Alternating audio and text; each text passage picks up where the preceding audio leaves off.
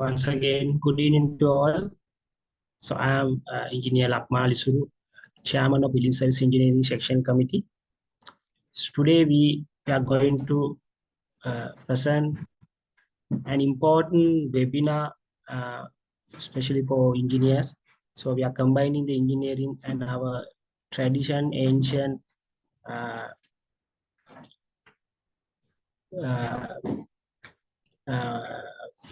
our experience to our engineering community.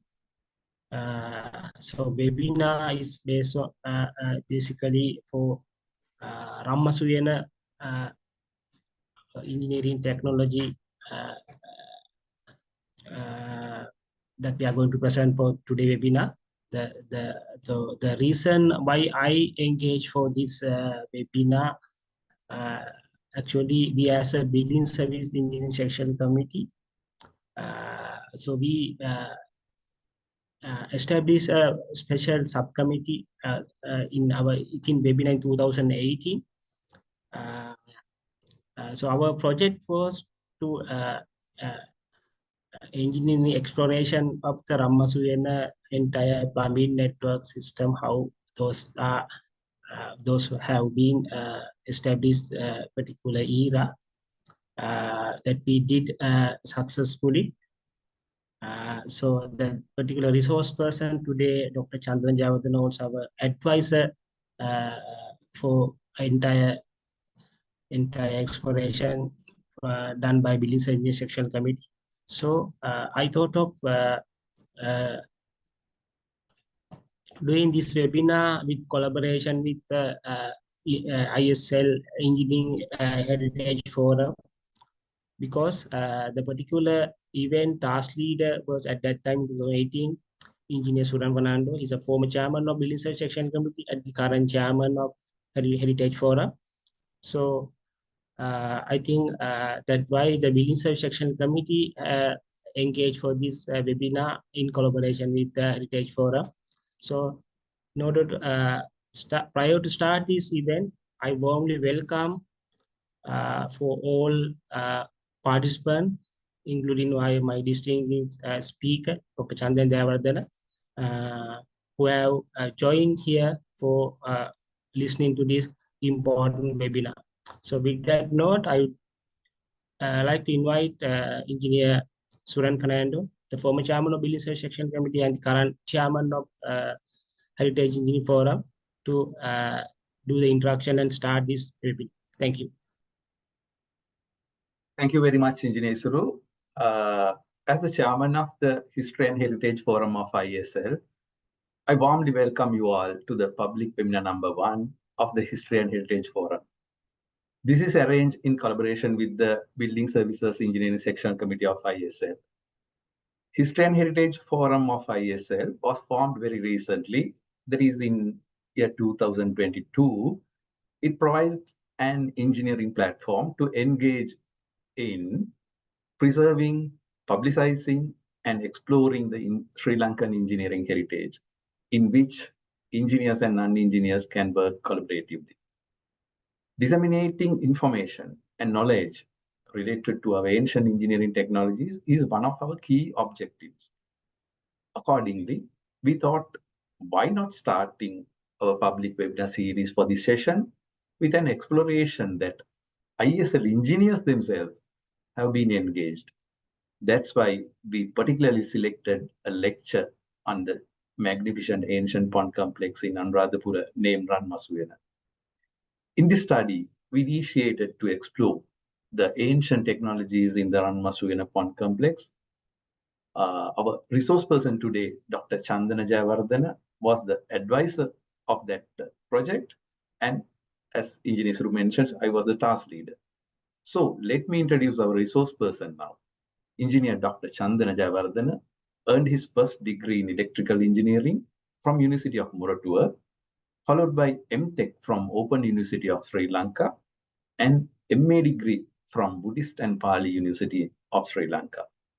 He earned his PhD from Kelaniya University, researching on the validity of Buddhist commentaries as a source material in exploring history of science, technology, engineering in Sri Lanka. Dr. Jayawardhan is a chartered electrical engineer, a corporate member of ISL, and also a member of IET UK. He served as the Vice President of the Royal Asiatic Society and also a member of several forums related to the history of science, technology, and engineering. After 26 years as a practicing engineer, Dr. Jayawardhan is now attached to the Faculty of Engineering Technology of the Open University as a senior lecturer. Let me cordially welcome Engineer Dr. Chandana Jayawardhan to start his presentation. Over to you, sir. Thank you, Dr. Suran Fernando. Am I audible? Yes, loud and clear. Fine, okay. So first of all, I would like to offer my gratitude to the Engineering Heritage and Engineering History and Heritage Forum, as well as the Building Services Sectional Committee to invite me for this particular webinar. And I will sharing the presentation today.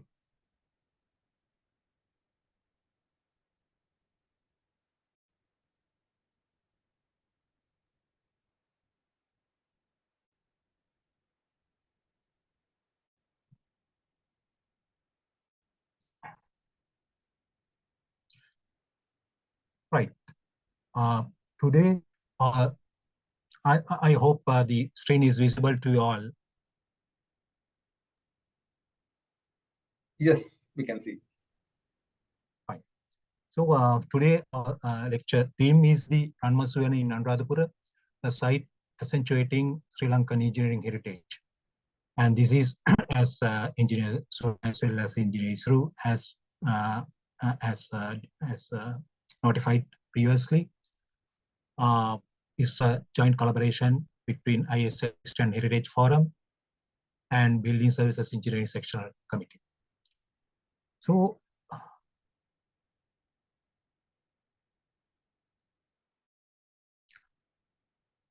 this particular presentation with regard to the RANMASU UYANA engineering heritage, I am following a particular framework to form the content of the presentation.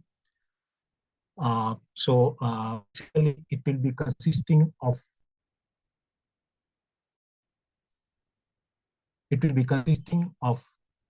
four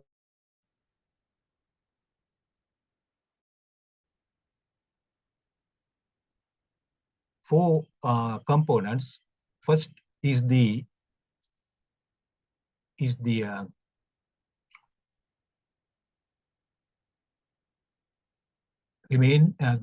physical remains. Second is the systems. Third is the typologies, and fourth is the empirical evidence. So by physical remains, what I mean is, in ancient sites, what we can see is just a set of physical remains. So based on our intuition or our knowledge, we form such individual components to a particular system. And once formed particular systems, may seek the similar systems or similar components in other sites, which is the area we are discussing under the typologies. So all these physical remains, systems, and the typologies should be positioned with empirical evidences, because what we know today may not directly give us a framework of it, give us a proper guideline to understand what was there in previous times. What we are talking about is maybe 1,000 years back, or 1,500 years back, 2,000 years back. So what sort of empirical knowledge would have been contributed to such components, to such systems, and repeating the same components and systems in other sites, giving us the typologies. So we should explore the empirical evidence part as well. So all these physical remains, systems, typologies, and empirical evidences should be considered in an integrated manner, because they are not starting from one area and ending up in another area.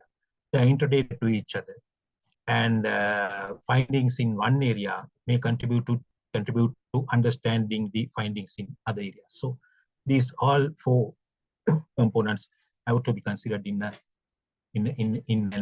coordinated, integrated manner. So this is the framework I am going to follow during today's presentation with regard to the RANMASU UYANA remains. So basically, the presentation will be consisting of 4 areas: introduction, covering site location and nature settings, and then I will be moving to waterworks, covering the 4 components I have discussed previously: physical evidences and systems, typologies, and empirical evidences. And then I will be moving to the buildings, again covering the same components. And I will be ending with the references used for this particular presentation. As an introduction, so this is the location of the RANMASU UYANA. So you can see RANMASU UYANA is just in the adjacent, just adjacent to the Tisaveva band. This is the Tisaveva band, and the upper part of the Tisaveva band, we can see the Abhayaveva Vasakulama tank. Onto the right side, it's the Nuwaraveva, and in between the Nuwaraveva and Tisaveva, we can see the Mallotoe basin, or rather the Mallotoe terrain. We will be discussing in next slide under hydrology. And once we form this particular red square, or rather red marked part, in right side we can elaborate this red mark part as the band of the Tisaveva, as well as some of the components of the RANMASU UYANA. So you can see just below the RANMASU UYANA, we can see the Isrumunia and the lake in front of the Isrumunia. So this is basically the location of our site we are going to discuss today. So hydrology, this is the form of the site. This part is the Tisaveva, and this is the Vasakulama, and this is the Nuwaraveva. So this is the Mallotoe basin, Mallotoe terrain, of course. Actually, the RANMASU UYANA is situated in the left bank side of the Mallotoe. So parts highlighted in yellow are highlands, and parts highlighted in green, blue, are lowlands through which the Mallotoe is flowing. So you can see hydrologically, this is our site is very much close to a water storage, which is the Tisaveva, and all the drainage from left-hand side coming to the Mallotoe is passing through this left-hand side, and our site is located just adjacent to the Tisaveva. So that's the hydrological setup of this particular location. Coming to the geological location, there are 4 geological formation we can find out in this particular region. The first is Charnocaitic gneiss, then quartzite, and the third is granitic gneiss, and the fourth is migmatic cobble and gneiss. So this particular location is situated in a strip of this granitic gneiss, as you can see. So this particular strip of geological formation is leading from south to north, and many of the sites, such as the Vesagiria, as well as the Isrumunia and the RANMASU UYANA all located along this particular geological strip of granitic gneiss. So in all these locations, we can find out the large rock boulders. So use of such large rock boulders for building purposes as well as for water retention to form some aesthetic elements of the the decorated ponds we can see in all these sites. So coming to the waterworks of and physical remains of and the systems of the waterworks, the water supply source to the RANMASU UYANA is the Tisaveva low-level sluice. So Tisaveva low-level sluice is passing water, releasing water to.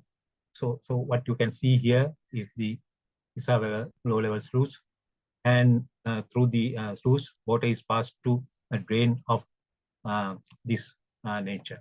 So this is the water drain coming out of the Tisaveva low-level sluice, and once so this is the drain coming from the Tisaveva side, and there's a long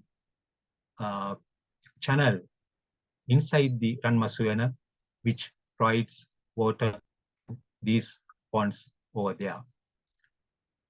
You can see one pond over here and one or other two ponds over there, and this is the channel which is conveying water to these ponds starting from the drain of the Tisaveva.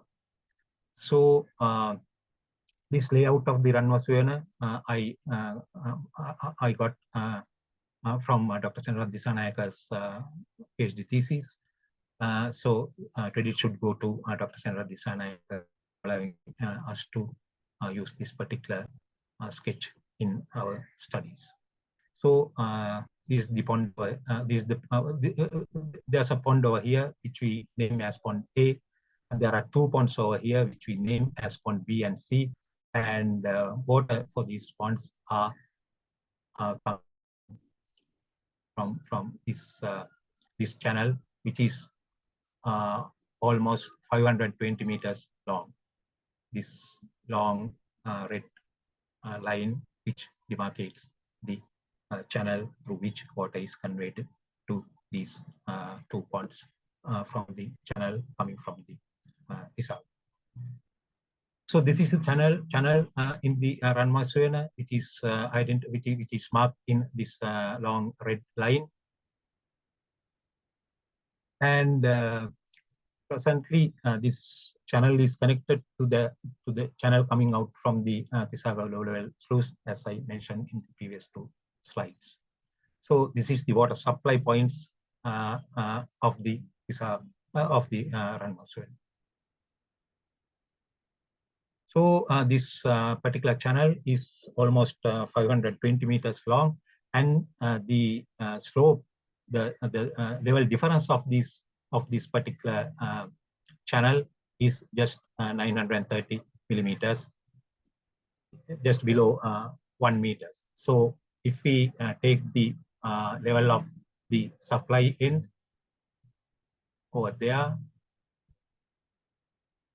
and the point over here, which distributes the last the ending point of this particular channel, the level difference is 930 millimeters.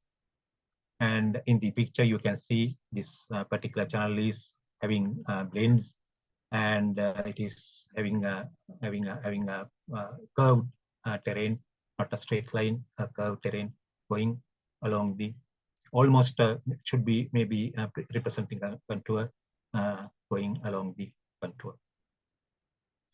So actually now I am expanding this particular location. Although there are some previous remains of these channels in between, but the remains of these pond complexes are generally spread over the bottom part of the sketch. So I will expand that bottom part, which will give some like this.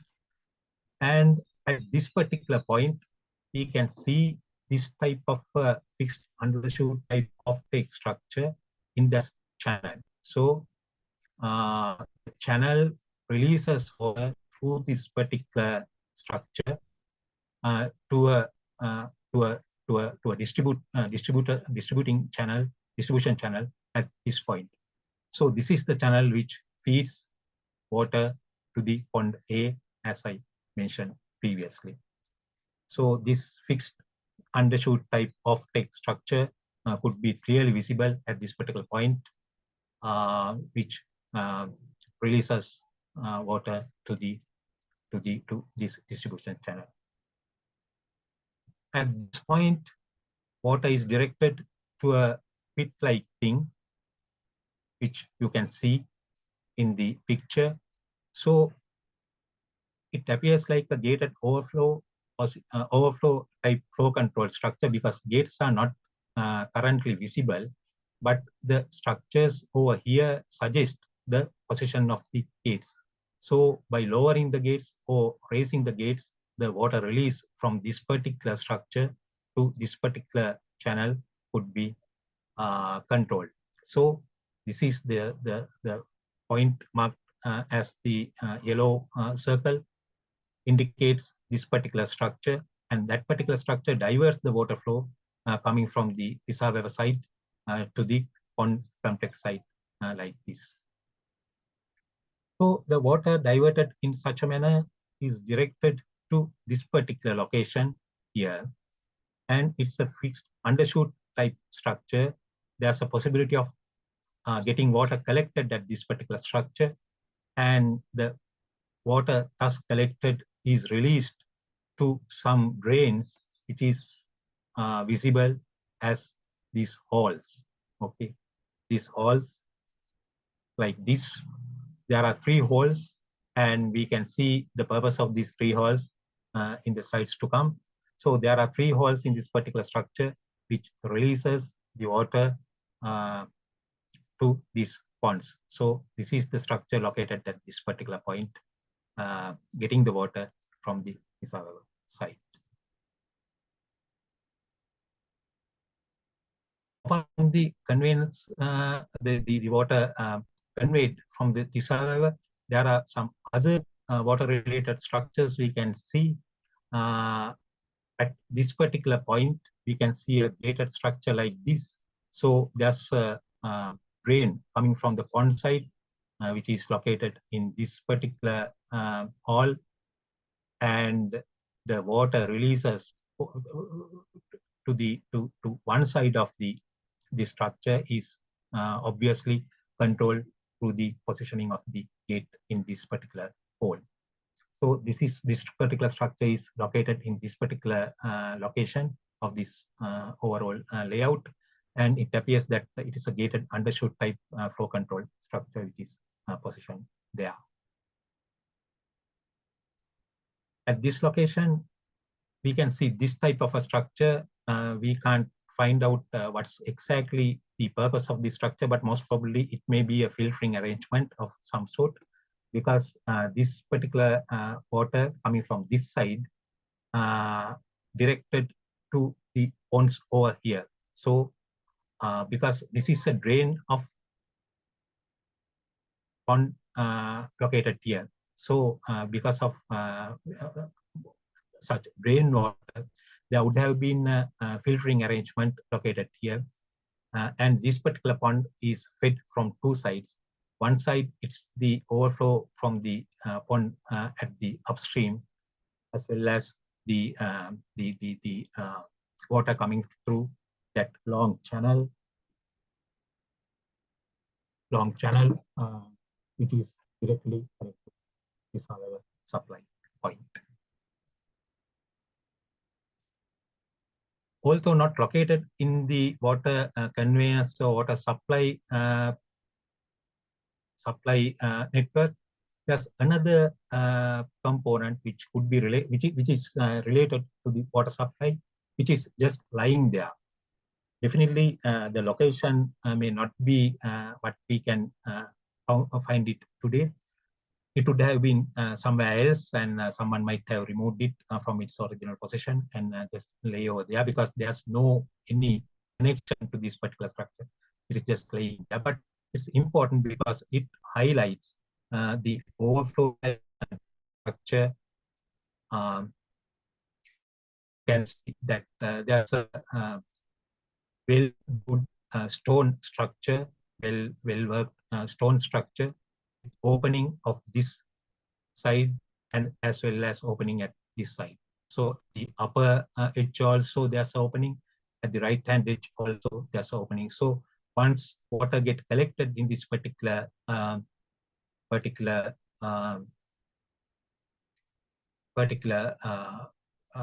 bottom of this particular structure, and once the water level reaches to the lower edge of the openings, it will flow outside.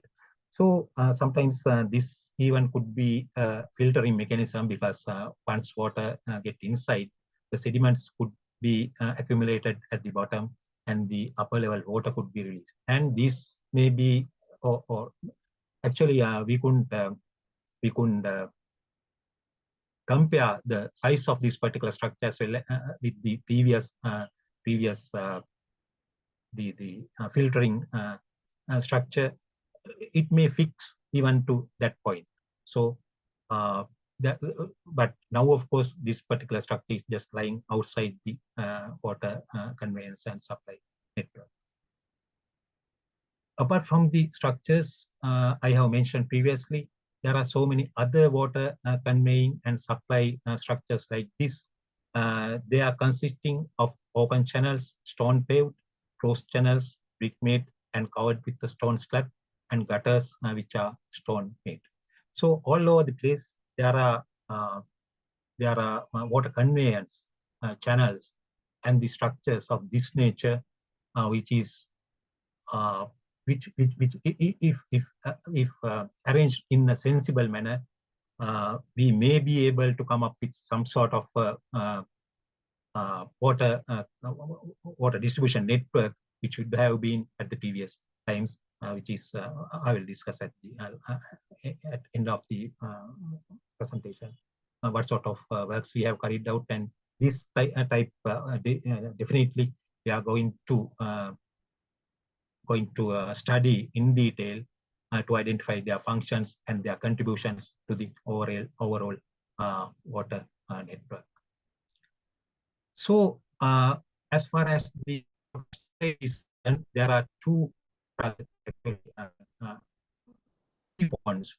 One isolated pond at this particular location over there, and another two ponds over here. So this pond has been identified as pond A by Professor Paranavitharan during his renovation work of the site. So we will be using the same notification, pond A, with 10.4 meter north to south and 7.6 meter to 8.9 meter east to west with such dimensions. So there are boulders and several tires, and very nicely worked out. So water for this particular pond is coming from this side, which is over the rock boulder of this nature, of this location. So you can see the formation of ponds have utilized the availability of the boulders, so that the bottom of the ponds as well as this type of chambers have been formed out of the stone using the natural setting of the site. This is the two ponds, pond B and C, forming a pond complex at this particular location. And there, of course, water is first coming to the pond B over here, which is this pond, and then it goes to the pond A once the level of the water inside this pond B reaches to a certain level. So the location is here, and it is it is again getting the water from the overflow of the pond A, as well as the water coming from the supply drain straight away. So at this position, the right hand edge, there are long drains, or rather than drains, they could be noted as some sort of storages, and most probably this would have been the area to the east of the park taken up by the 3 oblong moats which extended north. They form some kind of a moats where the water network ends. The water network inside the RANMASU ends in these particular oblong moats, and this would have been the point of the entire water network. After passing these structures, after passing the ponds, the water may have ended up at this particular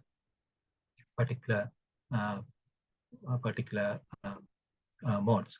So actually, when we see the hydrological aspects of this particular setup, at our left-hand side is the Tisavava Band, and our right-hand side is the Malwatuya. So it is sloping from Tisavava Band towards the Malwatuya, and water flow also have some sort of resemblance for that natural water flow.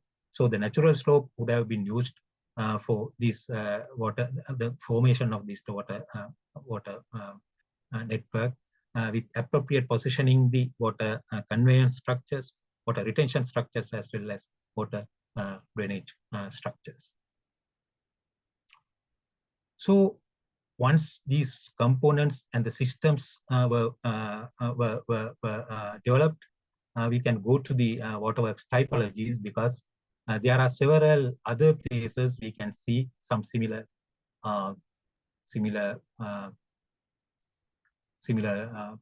components. Now, at the left-hand side, what I'm showing is the filtering arrangement, the possibly filtering arrangement, and the filtering arrangement for the Kuttampakuna at the Abhayagiri complex also forms something which is similar to this particular arrangement at RANMASU UYANA. So there's obviously some form of a similarity between these two structures. That's what I want to highlight here.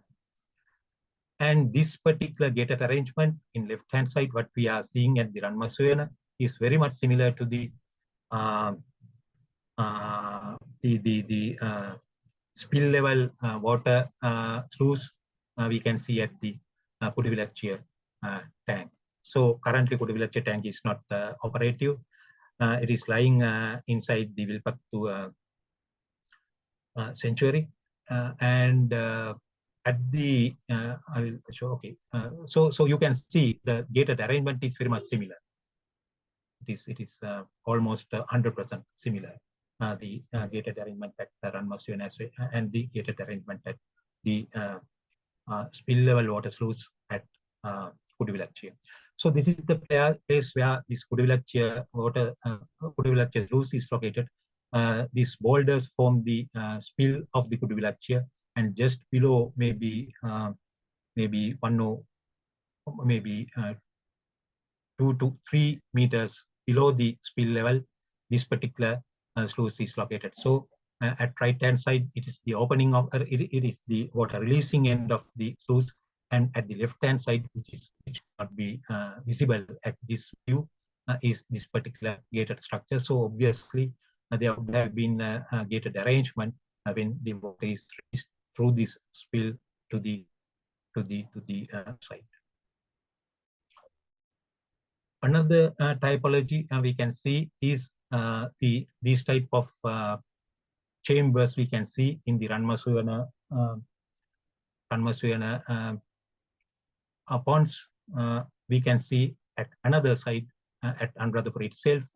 Actually, this site is not very much visited by the visitors. And this we can see at the place when we are walking from the Sri Mahabodhi towards the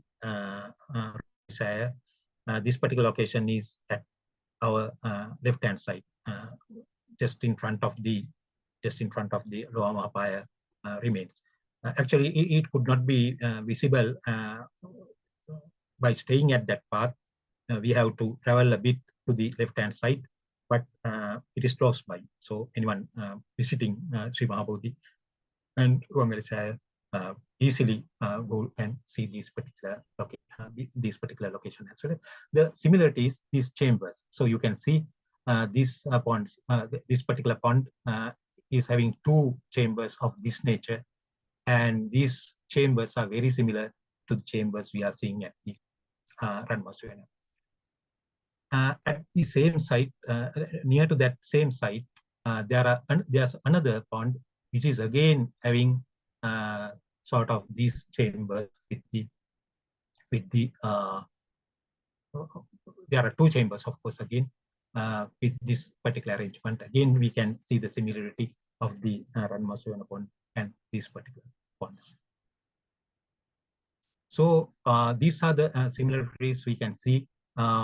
Typologies we can see. The pond types we see at the RANMASU UYANA would have been a particular typology coming under this particular pond arrangement. So in the of the waterworks, evidence we can see from the ancient texts, especially the Buddhist texts of the Buddhist commentaries, as well as the medieval time Buddhist texts. And the point is some sort of knowledge existed with regarding the formation of the water bodies.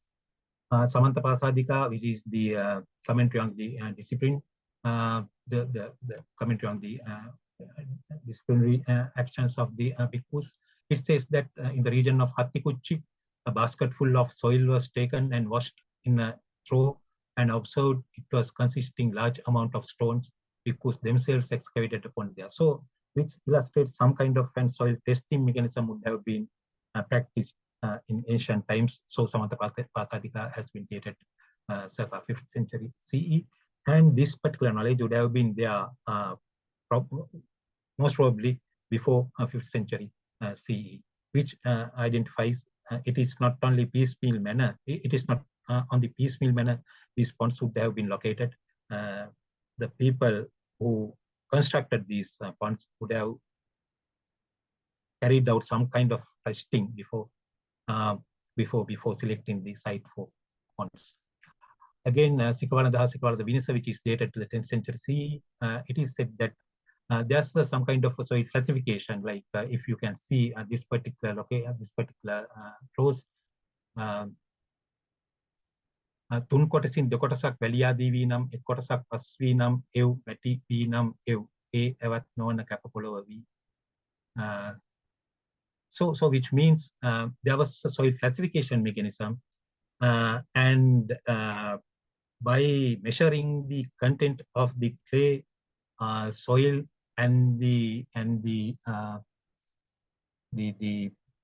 clay soil and other components of a particular site, there was a classification of the soil of that particular site. So this is the translation of that particular clause. So soil, clay, and gravel, sand, gravel, rocks, stone, debris, soil, and clay. So the classification was based on the content of this particular soil. So even today, our soil classification follows similar methodology by measuring the percentage of clay, percentage of sand, and percentage of silt in a particular soil sample, and see what sort of soil characteristic then for what purpose such soil would be applicable. So another evidence we can see is the Epitopia selenica. This is the Vestagiri slab inscription, which says that this water of the Tisa tank shall be supplied through the medium of distributing tank, which is the single word used is Danaveva, until the top of the stone pillar set up in front of the sluice at 4 cubits of water appears. Water thus supplied should pass to RANMASU UYANA, and so on, so on it goes like. So this is some kind of regulation, regulation promulgated by the government to decide what portion should be distributed to several users of the Tisaveva waters. So it says that how the water was measured and what sort of distribution arrangement was prevalent with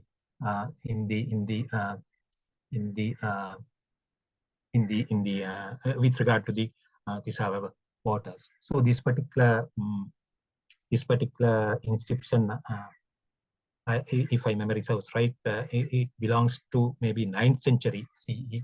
So by that time, it appears that there were clear rules and regulation which were promulgated by the government to decide who received what from common supply points. So with that, we can come up with another hypothesis. So because currently during the archaeological renovations, this particular canal which I showed previously, getting the water from the Tisaveva waters, this particular site is very marshy land. This particular site over here is marshy land of this nature. So in the original condition, the water from the Tisaveva would have been diverted to this marshy land, or there would have been a Danaveva structure here, and from Danaveva, water would have been conveyed to this particular channel, so that waters can come to this on complexes over there. Because rather than releasing water from a channel from the Tisaveva, releasing water from water storage would have given more controlling facilities to the people who are controlling the water supply to the these particular points. With that, we will move to the buildings physical remains, and there are two sites which we can identify, mainly the building remains. One at this location with this type of an entrance, and the other at this site of this site of remains. So both those remains could be assigned with some similar arrangements, like this particular the location the location I noted at the first site was a moated building. The building is surrounded, so I am not sure whether you can see the entrance is over here, and the building arrangement is here, and that building is surrounded by a moat, large moat from 4 sides. There's a bridge-like thing to enter into this particular building site. So there's a moat surrounding this particular building. So this the moat surrounding building is again a typology in our ancient times. So what you can see here is the moated building at Sigiriya, and here the building site at Ardhiyapapuna, again surrounded by water surface. The idea is there's a possibility of providing a very comfortable, or rather providing a comfortable thermal effect by locating a building among the water bodies, so that the wind flows and the water content of the wind may provide some kind of a thermal comfort to the occupiers. So in RANMASU UYANA also, that moated buildings would have been used for this particular function. Another similarity we can see is the that one of the chambers which is having this type of water sprouts. So if you can remember, I have notified 3 exit points of a particular structure, and those 3 exit points are the points where water is supplied to these particular 3 holes. So when it is operating, there would have been water sprouting from these 3 holes of the chamber. So these are the 3 points, three holes. So there would have been water sprouts, 3 water sprouts coming out of these chambers, filling the pond. And these water sprouts could be located in the similar arrangements we have seen at RANMASU UYANA.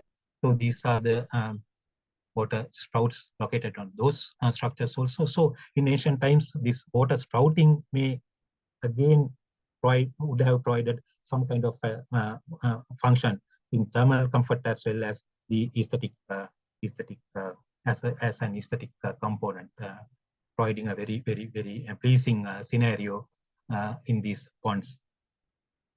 And this water sprouting has been now identified as an Asian practice in ancient times. So when Joseph Needham was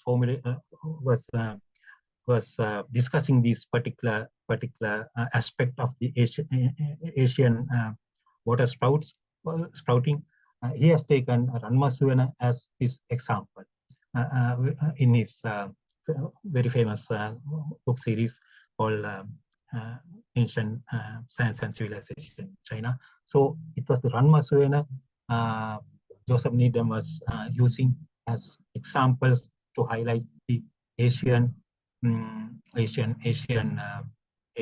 form of water sprouting.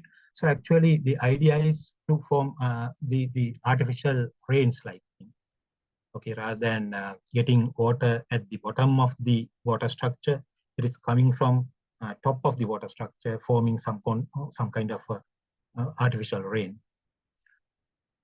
The other building site is over there.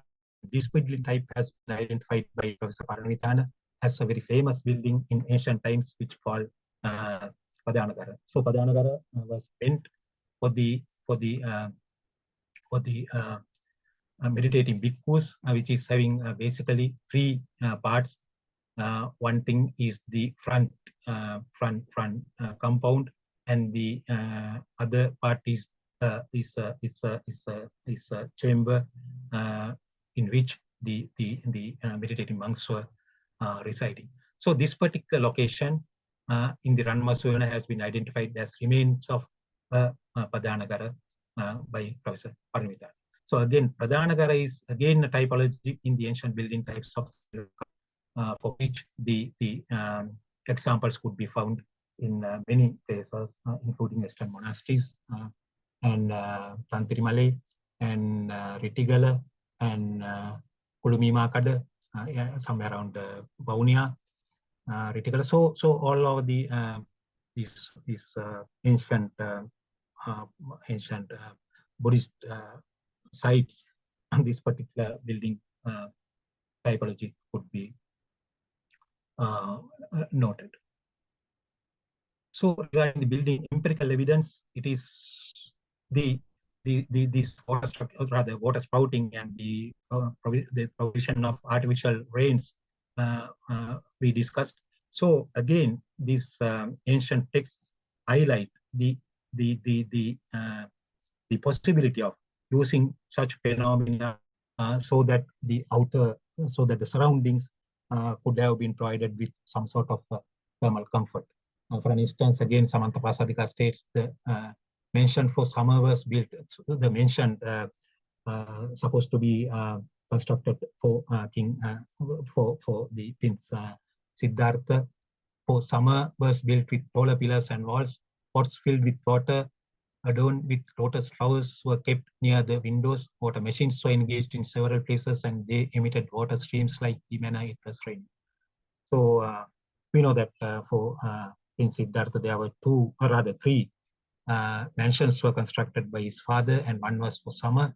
And this formation was notified in Samantaprasadika as a comfort provision, the methodology used for comfort provision. So actually, what we can say is we don't know what sort of methodology is adopted in the original mentions for Prince Siddhartha. But the point is, by 5th century CE in Sri Lankan texts, these particular references are there, which means by 5th century CE in Sri Lanka, these particular arrangements would have been there. So that's why such arrangements would have been leaked into these commentaries.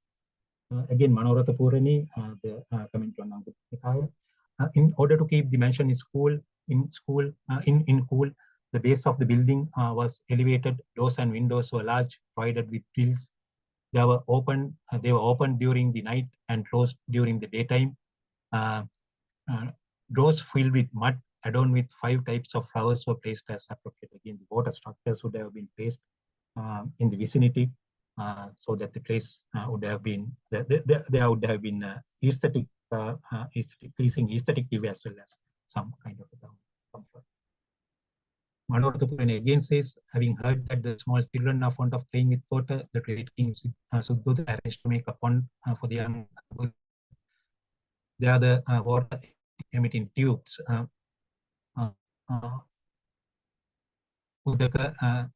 Udaka say, so Nalika, whatever. So Nalika means the tubes are made out of gold, silver, and jewels. And again, ANURADHAPURA says the mention made through this to dwell during the summer season at some places where water was ejected by the water machines. Udakayanta, it says, Udakayanta, the yantra which emits water, Udaka.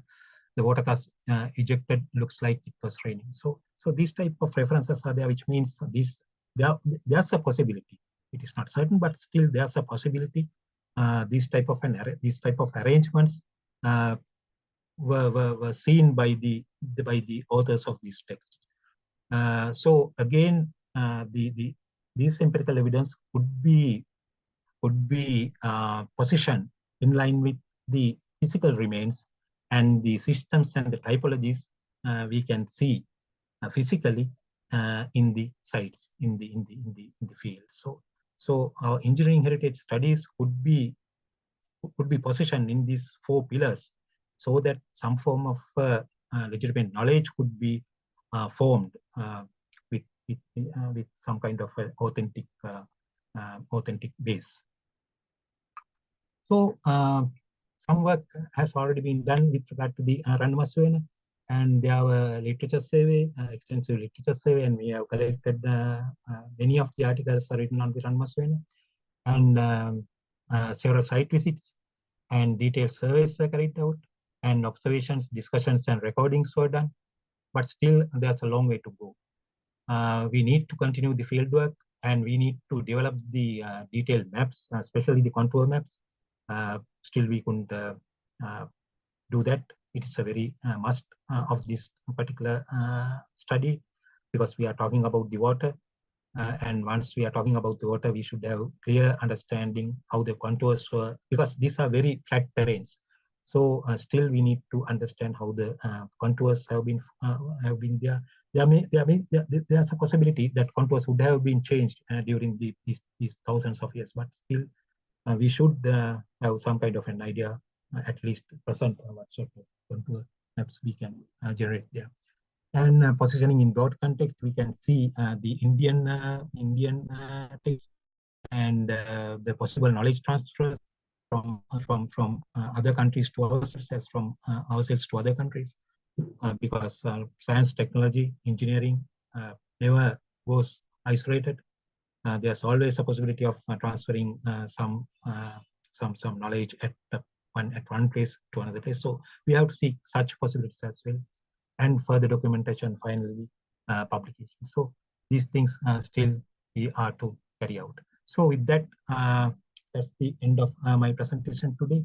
So basically, we discussed importantly the 4 pillars on which we can actually 4 pillars on which I position my my presentation today. The physical remains, systems, typologies, and the empirical evidences. And we discuss 2 main areas. the water conveyance, rather water networks, and the building building with regard to these four typologies. So that's the end of my presentation today, and I would like to extend my gratitude and my appreciation to History and Heritage Forum of ISL, Building Services Engineering Sectional Committee, which formed the previous this RANMASU UYANA study group, and who arranged the site visits, who arranged the instrumentation for surveying, and basically the engineers coming from various fields with their expertise to carry out the field works at RANMASU UYANA. And I should extend my gratitude to History of Science and Technology Group of RASSL as well, because these empirical evidences were basically my discussions in this particular group. And these are the references, including primary sources as well as secondary sources, which were used for today's presentation. So the list may go a bit longer there. So that's what all I have to say today. And by saying we have done something, but still there's a long way to go. And I'm sure the recently formed teams under the History and Heritage Forum of ISL, members of these teams would be very interested in this type of studies, extending their knowledge, skills, and contribution. Thank you very much.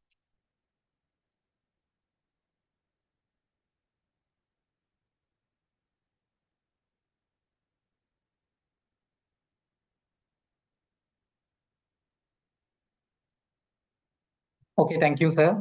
Good evening, all of you. Hope you all hear me properly. Can someone please confirm? Yes, we can. Okay, thank you. I'm Mahesh Udhyanga from Building Service Engineering Sectional Committee. Today I'm working as a moderator in this session. So, okay, well, I hope you all participated to very informative and interesting session today. And now I'm going to start the Q&A session. Before that, we have a small announcement. I will share the Google form link in the chat box.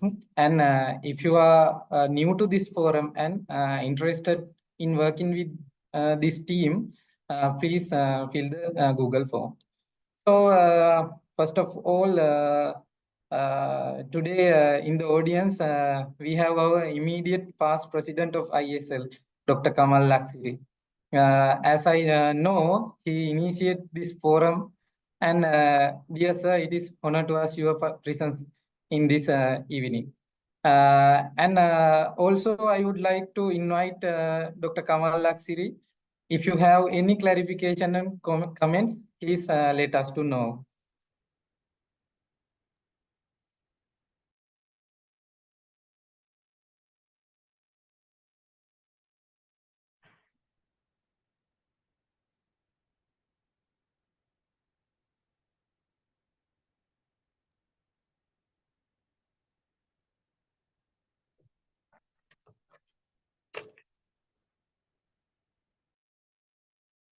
Okay, right. Thank you.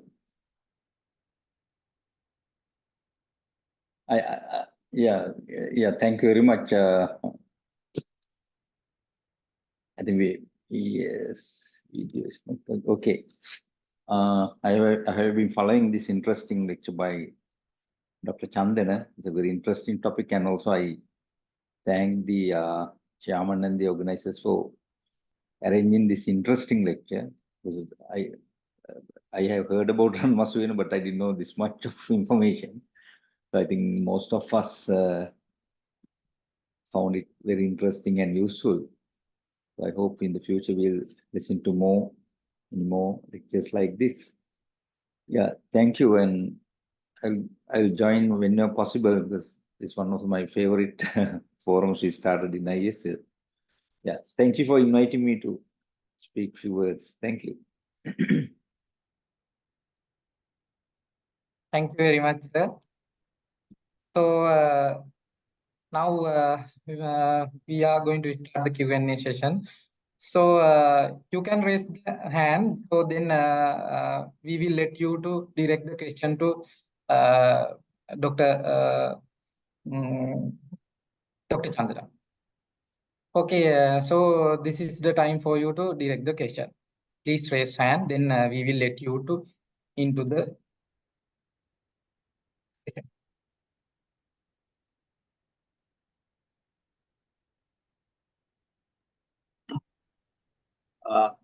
Engineer Mahesh, shall I ask a question? Yeah, sure. You can speak, Engineer Shuran. You can speak. Yeah, Sure. I think thank you very much for the detailed presentation. And Dr. Chandana, you explained that the ponds you explained, that is pond A, B, and C. B and C are together. Those are located in RANMASU UYANA, which is identified as a royal pleasure garden. This suggests that this has been used by royals, maybe kings or queens during the past for water sports and other leisure activities. In the meantime, you also highlighted some other points as well. So there are some contradictions, maybe not that much, but these ponds located along the strip between Tisaveva and the other side is paddy fields. So normally used by the area can be used by the common people reside in the area. On the other hand, the ponds are located just adjacent to the Surunni Vihara. So can't it be, can anyone reasonably assume that these ponds were used by the bhikkhus or else by the common people? Is there any proper authentic justification whether that is used by royals? That is my question, sir. Right. Yes. Actually, now the remains, these pond complexes, as far as these pond complexes are concerned, according to the Professor Paranavithana, the remains we are seeing today regarding the pond complexes belongs to 8th or 9th, rather 7th or 8th century. So possibly before that, okay, that's one part of the story. The other part is, if the building site identified by Professor Paranavithana as a Padanagara, that is definitely a Buddhist meditation site. So it is very probable that this particular location would have been used in previous times by the bhikkhus, and thereafter might be transferred to the other parties, to the ownership of the other parties, and then it has been used for some other purposes rather than religious purposes. So this is same as Sigiriya, because even Sigiriya, time by time, its utilization has been changed. Sometimes it's a Buddhist meditation, sometimes it's a royal occupation, something like that. But in RANMASU, regarding RANMASU, and also the story may be same. The issue is, the important issue is, as you highlighted, even though after there's a possibility that it remains as a Buddhist site dedicated to the bhikkhus throughout. It is one possibility. Or else it was used as a Buddhist site, then used for some secular purposes. That's the second possibility. If possibility is the second one, then it comes to decide by whom it was used, whether it is by royals, whether it is by social elites, or whether it's by general public, or whether it's by some other parties. Okay. So of course, to understand that, I am not sure whether we have got enough evidences. Okay, but just because something is something depicts the characteristic of a garden, it's too early to say it's a royal pleasure garden. I'm not very much sure how this particular came. Might be during the archaeological remedy by the Professor Paramithan in 1940s. And thereafter, everyone would have followed his identification. But I think without much, without further studies and further digging into the information, this particular to decide to whom this particular site has been assigned in particular time in particular time periods is still an open subject. So that's what I think, Engineer Sora.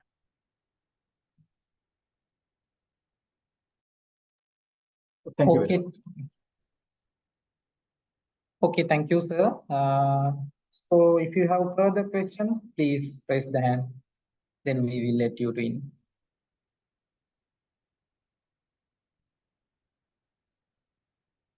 Until that, we have some question in the chat box.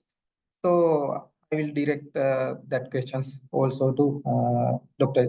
Chandana. So our first question sent through the chat box. Actually, this question was sent by Engineer Kalana Madhujit.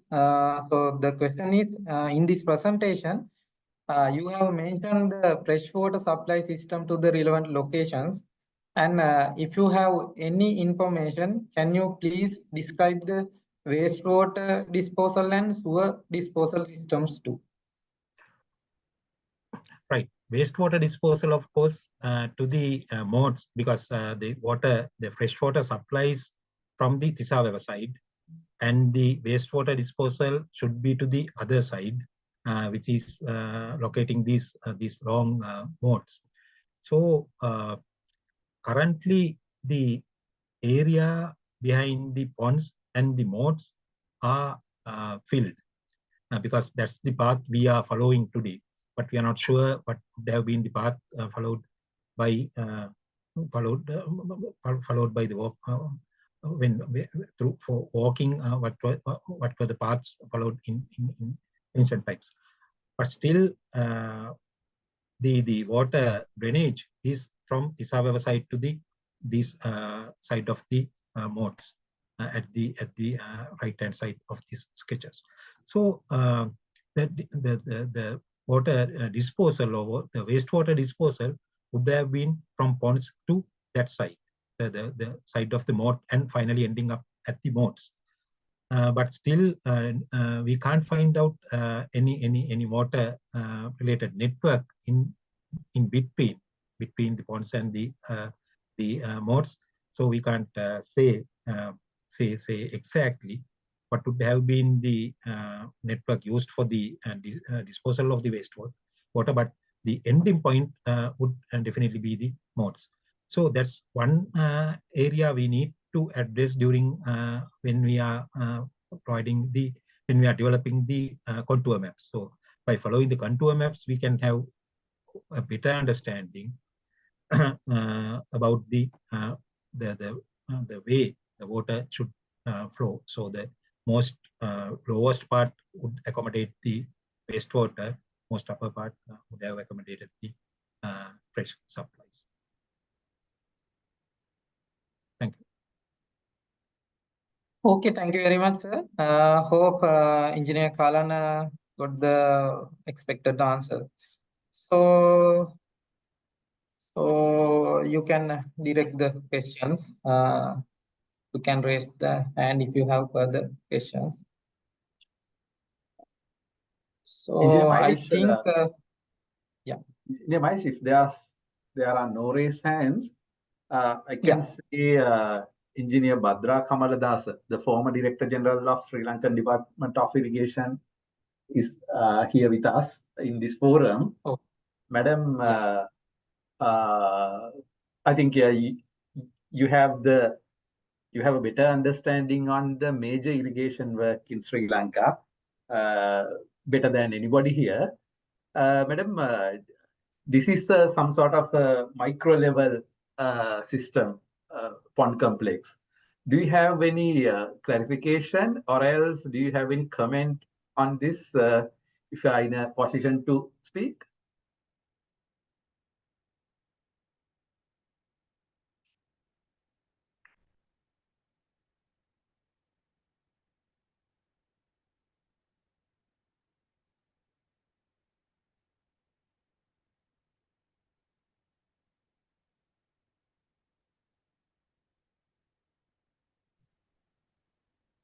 Yes, madam.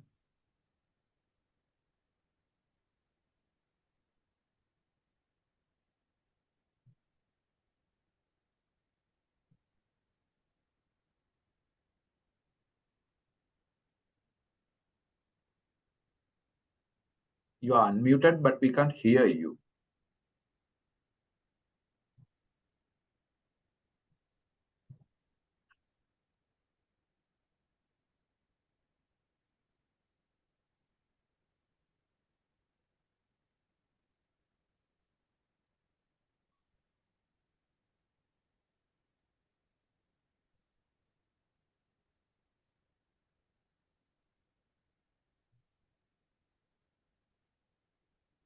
Engineer Mahesh, if madam is having a difficulty in addressing, you can go for the another question.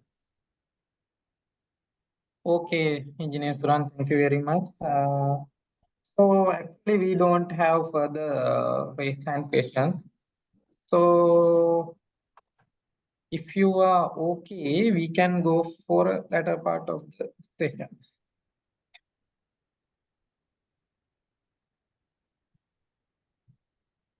Oh, okay. So I think we don't have further questions.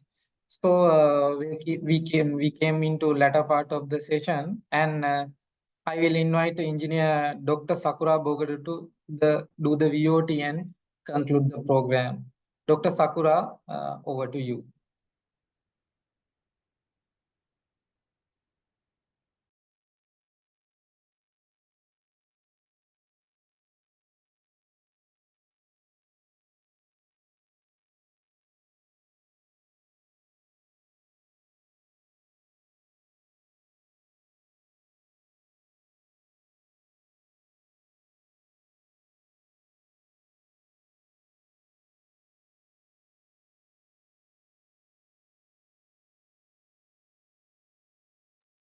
Dr. Sakura, you can unmute your mic now. Okay, thank you very much. So, yes. Thank you very much, Engineer Mahesh, and good evening to all of you. On behalf of the History and Heritage Forum, and I would like to extend my heartful vote of thanks for all of you. And first and foremost, I would like to express my heartiest gratitude for our esteemed speaker, Engineer Dr. Chandana Jayawardena, to conducting this enrichment event titled as RANMASU UYANA in ANURADHAPURA, and sharing his knowledge and expertise with us. And then my special thanks goes to the Building Services Sectional Committee, and Engineer Suru, the chairman, is also here with us. And also the organizing committee for their effort to make this successful webinar, which made an opportunity to all of us to gain knowledge about our history, and it is especially based on engineering applications. And last but not least, this event will not be success without you, all our audience. So for all the attendees, I would like to express my gratitude for your active participation and thoughtful contribution throughout the session. So, and then in closing, once again, I would like to thank you all of you and look forward to welcoming you in the future events. Thank you very much. Thank you very much. Okay, thank you, Dr. Sakura. So, dear sir, please accept our token of appreciation also. Thank you very much. Very good evening all to you and good night. Thank you for everything and the to the opportunity given to me to present this presentation. Thank you.